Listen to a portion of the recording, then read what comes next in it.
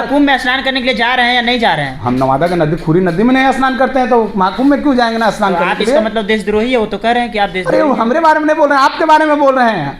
अरे जैसे जो मेरी आंकड़ा है, हाँ, जो नहीं गए उसके बारे में अरे बोल रहे हैं, तो आप देशद्रोही हैं। सुनिए ना आप, तो आप देशद्रोही हैं। 140 करोड़ में 5 करोड़ माइनस कर लीजिए, ठीक है, बचे 135 करोड़। 135 करोड़ में अल्पसंख्यक का जो आबादी है उसको भी माइनस कर लीजिए, यानी कि 100 करोड़ देशद्रोही है। ये आप लोग नोट कर लीजिए। इसमें मुझे आपका भी तो नाम आ रहा है ना कि आप भी देशद्रोही हैं। तो आप अरे पहले आप देशद्रोही अपना हैं। झाको तो, पहले आप अपना, देशद्रोही हैं। नहीं, पहले आप अपना नहीं, आप झाको। अपना आप लोग गए देशद्रोही हैं, हैं। आप लोग पहले 100 करोड़ आप लोग क्यों नहीं गए? नहीं, उसकी तो जवाब कि लाल टोपी वाले आए, काली टोपी, लाली टोपी ने बोले, सादा टोपी वाला मुसलमान के बारे में नहीं बोले हैं?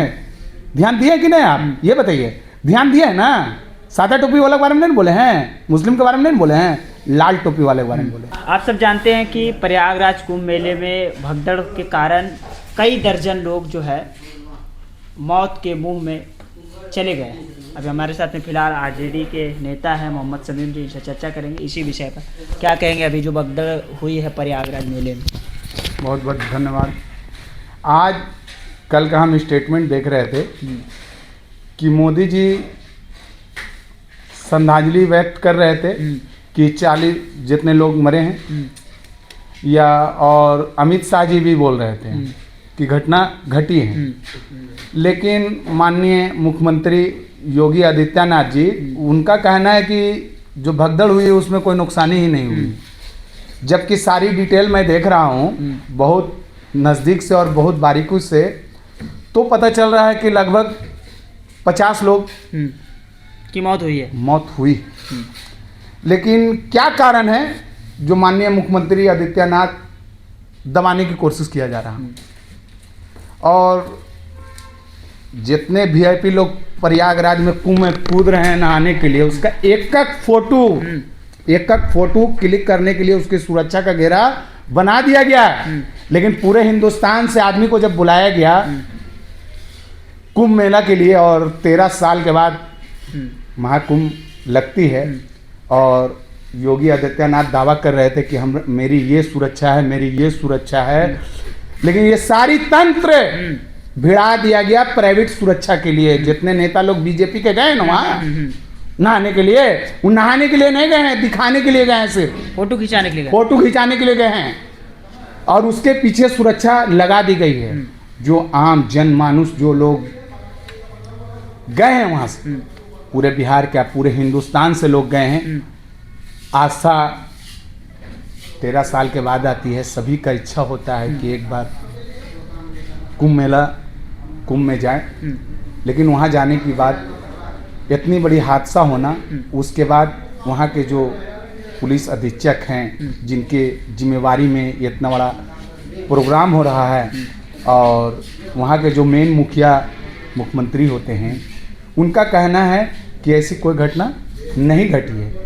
हमको ये नहीं समझ में आ रहा है कि घटना को दबाने की क्यों कोशिश की जा रही है, ये नहीं समझ में आ रहा।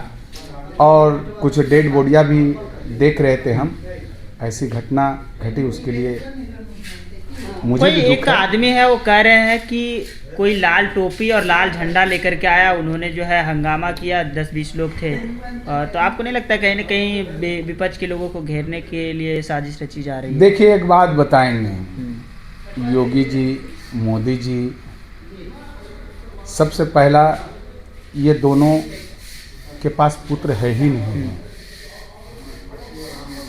और जिनके पास अपनी औलाद नहीं है उनको दुनिया का दर्द नहीं पता होता है। इल्ज़ाम लगाना, किसी पे इल्ज़ाम लगाई जा सकती है कि लाल टोपी वाले आए, काली टोपी, लाली टोपी ने बोले, सादा टोपी वाला मुसलमान के बारे में नहीं बोले हैं? ध्यान दिए कि नहीं आप, ये बताइए, ध्यान दिए है ना? सादा टोपी वाले के बारे में नहीं बोले हैं, मुस्लिम के बारे में नहीं बोले हैं, लाल टोपी वाले के बारे में बोले हैं। विपक्ष के बारे में ये तो कम से कम बची हुई है, इसको भी बीच में हो सकता है हिंदू मुसलमान कर दिया जाए, हो सकता है, क्योंकि कुछ भी हो सकता है, योगी और मोदी की राज में कुछ भी हो सकता है। लेकिन कुछ लोगों का मानना ये भी है कि जो महाकुंभ में भगदड़ हुई है, इस पर राजनीतिक नहीं करना चाहिए, लेकिन आप राजनीति कहीं ना कहीं कर रहे हैं बोल करके। क्यों राजनीति वो लोग कर रहे हैं, हम लोग क्यों करेंगे? हम लोग तो देख रहे हैं दर्शक बन के। वहाँ के एक औरत को देखिए, अपने हस्बैंड को जो लात गुस्से से चुरा गए, उनको कोरोना काल में देख रहे थे ना कैसे उसको मुंह में फूका जा रहा सांस दे रहे थे, था, औसी ऑक्सीजन उसको दे रहे देखा जा रहा है, ऑक्सीजन दिया जा रहा है, ऑक्सीजन की सुविधा नहीं है, एक बढ़िया फैसिलिटी। जब जान रहे हैं कि 10-5 हज़ार की भीड़ में सुरक्षा का ध्यान रखा जा सकता है, उनकी जब सभा लगती है, उनकी किनके बारे में बोल रहे हैं, मोदी जी या योगी की जब सभा लगती है कहीं, तब पूरा डॉक्टर से लेकर हॉस्पिटल का अमला लग जाती है। लेकिन जहां करोड़ों करोड़ श्रद्धालु जब पहुंचते हैं तो उनके लिए सुरक्षा का ध्यान नहीं दिया जाता है और बोलते हैं कि हम हिंदू रक्षा की बात करते हैं, हिंदू सुरक्षा की बात करते हैं, बटोगे तो कटोगे। भैया ऐसा नहीं है। आज बता देते हैं एक बात को हम कि जो घटना घटी है उससे लोग आने वाले समय में जो 13 साल के बाद फिर लगेगा। अब आप धीरेन्द्र शास्त्री को जानते होंगे। धीरेन्द्र शास्त्री कह रहे हैं जो महाकुंभ स्नान करने के लिए नहीं आता है वो देशद्रोही है। इस पर आप क्या कहेंगे? आप गए हैं? हम गए हैं लेकिन स्नान नहीं किए, हमारी मर्जी। क्यों नहीं किया? हमारी मर्जी, हम सिंगल गए, हमारा बैग कौन देखता? ऐसे पूरे भारत में कितने लोग नहीं गए पहले बताइए? आंकड़ा है? करोड़ों लोग नहीं गए। करोड़ों नहीं, अरे 10-20 करोड़ लोग 10% लोग गए। कितना करोड़ का आंकड़ा आ रहा है बताइए आप लोग? जो गए हैं श्रद्धालु कितने लोग गए हैं? आंकड़ा तो दे रहे हैं 2 करोड़ या 3 करोड़ को पहुंचने का दे रहा है। अब पूरे भारत की आबादी कितनी है? 140 करोड़ प्लस। 140 करोड़ प्लस। तो 3 करोड़ को माइनस कर दीजिए, 5 करोड़ को माइनस कर दीजिए, 135 करोड़ देशद्रोही हो सकते हैं। वो कह रहे हैं कि जो नहीं आएंगे वो देशद्रोही। तो आप गए हैं? ये समझना, हम आप प्रयागराज गए हैं? जाते हैं, बराबर जाते हैं प्रयागराज, पूरा यूपी। महाकुंभ में स्नान करने के लिए जा रहे हैं या नहीं जा रहे हैं? हम नवादा के नदी, खुरी नदी में नहीं स्नान करते हैं तो महाकुंभ में क्यों जाएंगे ना स्नान करने के लिए? इसका मतलब देशद्रोही है? वो तो कह रहे हैं कि आप देशद्रोही। अरे हमारे बारे में नहीं बोल रहे हैं, आपके बारे में बोल रहे हैं। अरे जैसे जो मेरी आंकड़ा है, हाँ, जो नहीं गए उसके बारे में। तो आप देशद्रोही हैं? सुनिए ना, आप देशद्रोही हैं। 140 करोड़ में 5 करोड़ माइनस कर लीजिए, ठीक है, बचे 135 करोड़। 135 करोड़ में अल्पसंख्यक का जो आबादी उसको भी माइनस कर लीजिए, यानी कि 100 करोड़ देशद्रोही है। ये आप लोग नोट कर लीजिए। मुझे आपका भी तो नाम आ रहा है ना कि आप भी देशद्रोही। तो आप पहले आप अपना झाको, तो पहले आप अपना झाको। आप लोग गए हैं, आप लोग पहले 100 करोड़ आप लोग क्यों नहीं गए? तो वो कह रहे हैं कि देशद्रोही है जो नहीं आ रहे। तो आप देशद्रोही है, इसका मतलब? हम देशद्रोही ना, हम साबित कर सकते हैं देशद्रोही है। देश के लिए जो अल्पसंख्यक मुस्लिम का जो योगदान है देश के लिए, उस छिपाने की जरूरत नहीं है, बताने की जरूरत नहीं है। नहीं, लेकिन वो तो साफ कर रहे हैं, वीडियो उनका वायरल हो रहा है कि जो नहीं आ रहा है महाकुंभ स्नान करने के लिए वो देशद्रोही है। तो वो हिंदू रहे चाहे मुसलमान रहे, सिख ईसाई रहे, वो तो नहीं कर रहे ना, धर्म की बात नहीं कर रहे, वो तो स्नान करने के लिए। फिर आप ये सवाल हमसे क्यों कर रहे हैं? आपसे पूछ रहे हैं कि आप क्या देशद्रोही हैं, आपको साबित कर रहे हैं। साबित? हाँ। सबसे पहले तो आपसे पूछेंगे ना कि 100 करोड़ आपके लोग, आपके धर्म में, आपके समाज सनातन धर्म को मानने वाले क्यों नहीं गए? पहले तो आपसे सवाल करेंगे ना, हमसे क्यों सवाल करेंगे आप? हम तो आपसे पूछेंगे। क्यों? आप नेता हैं। नहीं, हम तो नहीं, आप नेता हैं ना? हम नहीं गए, वहां मेरा कोई आस्था ही नहीं है जो हम नहीं गए। लेकिन जो लोग नहीं जा रहे हैं वो क्या देशद्रोही हैं? आपसे पूछ रहे हैं हम। तो आपसे बता तो रहे हैं, उसको उससे पूछिए ना कि 100 करोड़ आपके महाकुंभ में नहीं पहुंचे, क्या वो देशद्रोही हैं? उनसे पूछेंगे ना, हमसे क्यों पूछेंगे ये सवाल को? ये सवाल पूछना हमसे उचित नहीं है। तो क्या जवाब दे सकते हैं? अगर जो अमित शाह जी की पत्नी नहीं जाते हैं स्नान करने के लिए कुंभ में, तो क्या वो देशद्रोही हो जाएंगे? सुनिए बता। या जो भी बड़े बड़े लीडर है, जो भी गरीब लोग है, क्या वो नहीं जाएंगे स्नान करने के लिए? तो क्या देशद्रोही हो जाएंगे? अभी नवादा से जाने में क्या कॉस्टिंग बैठेगी? यूपी प्रयागराज जी पहले बताइए, एक आदमी को जाने में क्या कॉस्टिंग आएगी? समथिंग 1,000 रुपया। 1,000 नहीं, नवादा जो बस खुली है कम से कम 1,000, कम से कम। अरे भाई मेरे जाइए ट्रेन में, कोई उपाय नहीं है, बैठने के लिए जगह नहीं मिलेगा। खड़ा खड़ा जाइएगा क्या? आपके घर के अगर माँ गई, दादी गई, चाहे जो भी लोग गए, खड़ा जाना संभव है? नहीं। नवादा से जो बस खुली उसके हम डेटा दे रहे हैं। हाँ, कितना है बता दीजिए। 3,000 रुपया में प्रति व्यक्ति बस खुली है आने जाने की। हाँ, आने जाने का। अब बताइए एक मध्यम वर्ग के लिए 3,000 रुपया कहाँ से लोग लाएंगे? 3,000 रुपया में पूरा बेचारा का घर का राशन पानी चलती है, वो 3,000 कहाँ से लाएंगे? तो सरकार उसके लिए फंडिंग देना चाहिए। अगर सबको आप बुलाने की दावत दे रहे हैं कि आप सभी लोग आइए, तो सभी को जैसे आप योजना चला रहे हैं ना, एक चीज का जन वितरण के लिए चला रहे हैं, किसान कृषि के लिए चला रहे हैं, तो उसके लिए भी एक योजना लागू कर देते हैं कि प्रति व्यक्ति जो आएंगे वो कार्ड बनाइए, 5,000 रुपये मिलेगा, खाने पीने राशन के साथ, अब मरने वाले को 50,000 रुपया, क्योंकि वहाँ आंकड़ा भी 50 पार कर चुका है। हाँ। ये देख लीजिए, छुपाने से नहीं छुपेगा, सोशल मीडिया की जमाना है। ये गोदी मीडिया जो दिखा रहे हैं ना, आज तक जी न्यूज सभी चैनल सब ढाक चाप के दिखा रहे हैं, ऐसे बोलता है कुछ नहीं हुआ, महाकुंभ ये में सब कुछ नहीं साजिश, हुआ। हाँ ये सब साजिश है। हाँ। लेकिन जो हमारे निष्पक्ष मीडिया है, जिसको लोग कहते हैं सोशल मीडिया, यूट्यूब चैनल के माध्यम से जो जानकारी छन के आ रही है, हाँ। वो समझ लीजिए 50 से आंकड़ा पार करेगी, क्योंकि 50 47 तक टिक दिखा हुआ था एक डेड बॉडी में, 47 लिखी हुई है, यानी कि मतलब कि 47 पार कर चुका है। और योगी जी का जो भी तंत्र है छिपाने ढिकाने वाला, वो बोलता है कि नहीं ऐसी लिखा हुआ है। बताइए, ये है कहानी। नहीं, लेकिन जो देशद्रोही वाली बात निकल कर के आ रही, क्या लगता है कार्रवाई होनी चाहिए धीरेन्द्र शास्त्री पर? उसको तो कब का कार्रवाई हो जाना चाहिए, उसको घूमने क्यों दिया जा रहा है ये न बताइए। हिंदू राष्ट्र बनाने का सपना देख रहे हैं, और फिर देशद्रोही भी बोल अरे रहे हैं। भूल जाइए, और फिर देशद्रोही भी बोल रहे हैं। अरे सुनिए, भूल जाइए हिंदू राष्ट्र का जो सपना देख रहे हैं धीरेन्द्र शास्त्री, ये हमारा जो 30 करोड़, लेकिन दोनों तरफ से कैसे चलेगा? एक तरफ आप हिंदू राष्ट्र की बात करते हैं, एक तरफ देशद्रोही की बात करते हैं। जो गरीब स्नान नहीं करने के लिए जाएगा, क्या देशद्रोही हो जाएगा? ये सवाल उनसे क्यों नहीं, नहीं करते आपसे हैं? होगा ना, आप हम नेता क्यों हैं करेंगे? किसी पार्टी हम का। इस पर कोई जवाब नहीं देंगे। क्यों नहीं देंगे? आप उनसे सवाल करें ना, हम तो जवाब दे रहे हैं नहीं, कि उसको, हम तो सवाल उसको आपसे तुरंत करेंगे, आप नेता हैं, immediately विपक्ष उसको में हैं।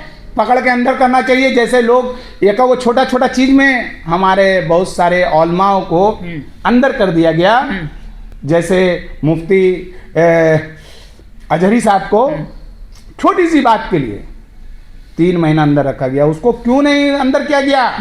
हम सवाल करना चाहते हैं योगी आदित्यनाथ से, केंद्र सरकार से, कि ये जो पूरे भारत में घुर के धर्म का बात चला रहे हैं, धर्म का विचारधारा फैलाना कोई गुनाह नहीं है। आप सभी लोग का हक अधिकार है कि एक एक धर्म का अपना अपना प्रचार कर सकते हैं, लेकिन उसको गलत रूट में डाइवर्ट करना, ये कहीं न कहीं बाबा भीमराव अंबेडकर जी का जो सेंटेंस है उसका गलत इस्तेमाल किया जा रहा है। आप मुस्लिम लीडर हैं, आरजेडी से हैं, वहाँ से महाकुंभ से एक निकला है कि हिंदू राष्ट्र का जो है संविधान बन गया है, सिर्फ बस ऐलान करना है। इस पर आप क्या कहेंगे? देख लीजिए, बता देते हैं, ये तो अभी संभव नहीं है कि 2029 पार लगा ले सही से। 2 डंटा के सहारे हैं अभी, 2 डंटा के सहारे हैं। समझ रहे होंगे हम क्या बोलना चाह रहे हैं? हम समझ रहे हैं। दोनों डंटा में एक डंटा भी अगर कोई गिर गया तो सरकार तो पहले गिरेगी। नीतीश जी और नायडू जी उसका की बात कर रहे हैं। हाँ, उसका सपना अधूरा रह जाएगा हाँ। हिंदू राष्ट्र बनाने का।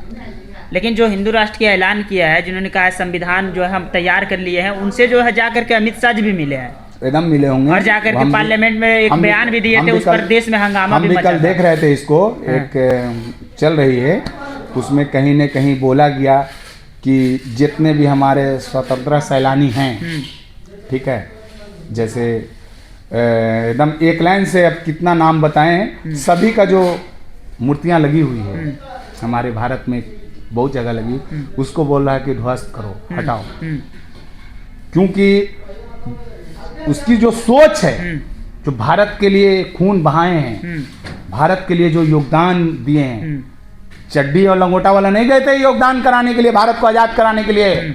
चड्डी लंगोटा वाला नागपुर में बंद थे। हाँ, आरएसएस जी, हम देखिए पूरा नाम नहीं लेना चाहते, आप इशारा कर रहे हैं तो इसलिए हम बता दे रहे हैं। नहीं, हम इशारा नहीं, हम तो शॉर्ट में बता रहे हैं आपको। इशारा जिसको समझना वो समझ जाएगा। उन लोग बंद थे, लेकिन जो भारत में आजादी के लिए लड़ाई लड़े, उसकी मूर्तियां को ध्वस्त करने के लिए। लेकिन कहीं ना कहीं आप तो आरएसएस पे ताना मार रहे हैं। क्यों नहीं मारेंगे? क्यों नहीं मारेंगे? क्यों मारेंगे? क्यों नहीं मारेंगे? क्यों जब मारेंगे? हमारे वही तो बताइए ना लोगों को। हमारे देश के जितने भी, जैसे बाबा भीमराव अंबेडकर, गांधी जी, जवाहरलाल नेहरू, सभी का मूर्तियां ध्वस्त करने की आरएसएस बात कर रही है। उस पर मैं अपने देशवासियों को ये कहना चाहते हैं, जो लोग, जितने भी लोग थे जो हम लोगों के लिए कुछ न कुछ सोचे, और जो अभी की सरकार है वो इन लोगों स्वतंत्रता सैलानी को ध्वस्त करने की जो बात कर रहे हैं, ये आप लोग सोचें, आप लोग समझें, आप लोग बुद्धिजीवी लोग हैं। बहुत तरह की बात है, सोचते समझते हुए अपने आप से और महाकुंभ में भी जाएं। अब जाने के लिए ज़रूरी नहीं है कि आज ही चले जाएं भीड़ में, भीड़ के बाद भी जा सकते हैं। शांति से जाएं, अपनी सुरक्षा रखें। इसी क्या कहिएगा आप? नवादा से हैं, नवादा में प्रगति यात्रा नीतीश कुमार जी निकाले हुए बिहार में, और नवादा उनकी यात्रा जो पहुंचने वाली है, क्या कहेंगे? प्रगति यात्रा सभी पार्टियां अपने अपने यात्रा निकाल रहे हैं। हमारे माननीय उप मुख्यमंत्री तेजस्वी यादव का भी यात्रा निकलेगा, उसकी यात्रा का मैं बात नहीं करता हूँ माननीय। लेकिन मुख्यमंत्री जी आ रहे हैं आपके जिले आ रहे हैं, स्वागत है। हमारे मुख्यमंत्री हैं, हमारे बिहार के मुख्यमंत्री है, क्यों नहीं चाहेंगे? क्या है हमारे, क्या लगता है नवादा में हमारे जिला को भी देखें। नहीं, नवादा में प्रगति हुआ क्या? समझ जाइए, दुर्गति यात्रा, ये प्रगति यात्रा नहीं है। आप यात्रा में अगर आ रहे हैं तो आप एक एक प्रखंड में आप जाएं। आने से एक जगह गए, कहीं सभा लगाए, हेलीकॉप्टर से आए, हेलीकॉप्टर से चले गए, तो आप क्या देख पाएंगे? आप प्रखंड वाइज जाएं, एक एक प्रखंड को कम से कम जाएं। 14 प्रखंड है हमारे जिला में, 14 प्रखंड में जाएं कि क्या विकास हुई है। विकास की बात करें, विकास की। लेकिन वो तो कह रहे हैं लगातार विकास हुआ है, हम उसी को देखने निकले हैं। देखें ना, हमारे नवादा में विकास के नाम पर 2 गांव को खत्म कर दिया गया है। 2 गांव को खत्म करने के लिए बात कर रहे हैं। 2 गांव को, जहां हजारों हजार लोग का एक उम्मीद बनी हुई है कि हमारी घर है, एक सपना थी, हमारी शादी हुई है, हम उस घर को उजाड़ने की बात करें। ये प्रगति यात्रा है? इसको आप प्रगति यात्रा कहते हैं? हम नहीं कह रहे, हम तो पूछ रहे हैं सिर्फ। वही जवाब दे रहे हैं, हम भी तो जवाब दे रहे हैं ना। फिर आप हमें हाथ क्यों दिखा रहे हैं? दुर्गति यात्रा है ये। हाँ। मैं हम साफ कर देना चाहता हूँ, ये दुर्गति यात्रा है। चलिए तो देखिए, अभी हमारे साथ में समीमुद्दीन थे जो कि आरजेडी के नेता है। मैंने खास बातचीत किया, लेकिन आप लोग क्या लगता है अपनी प्रतिक्रिया कमेंट बॉक्स में दें।